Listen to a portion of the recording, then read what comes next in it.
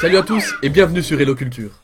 Bon, dans un pays comme le nôtre, la Belgique, pas une semaine ne se passe sans que l'on entende aux informations que des groupes de travailleurs ou des syndicats déclarent faire grève.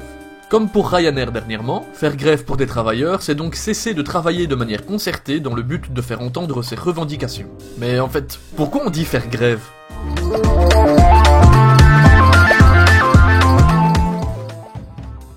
On appelle généralement grève le bord d'une rivière ou d'une mer sur lequel, en se retirant, l'eau met à découvert du gravier, des galets ou du gros sable. À Paris, on désigne depuis longtemps sous ce nom le rivage de la Seine qui avoisine l'hôtel de ville. Et pour la même raison, la place située devant ce monument s'est pendant des siècles appelée place de Grève.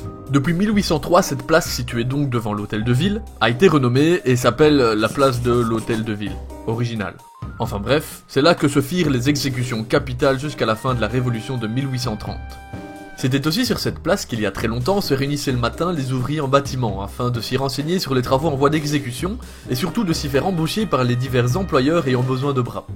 Être sur la place de Grève signifiait donc à ce moment-là aller chercher un travail pour la journée. Au 19e siècle, des discussions concernant une élévation des salaires émergent entre les travailleurs et les patrons.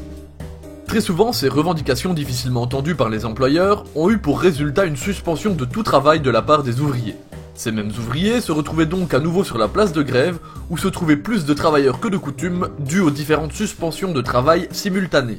En effet, très peu d'employeurs étaient ouverts au débat concernant l'élévation des salaires. L'usage s'est établi d'appliquer le mot grève pour toute interruption de travail.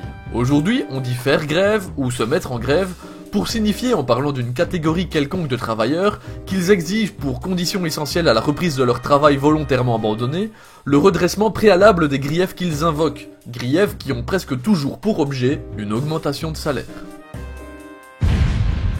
Eh ben, et toi, tu le savais ça ? Comme d'habitude, t'as l'espace commentaire si tu veux t'exprimer, si t'as aimé la vidéo, tu peux la liker, et si tu veux être mis au courant des prochaines sorties des vidéos, n'oublie pas de t'abonner. Salut !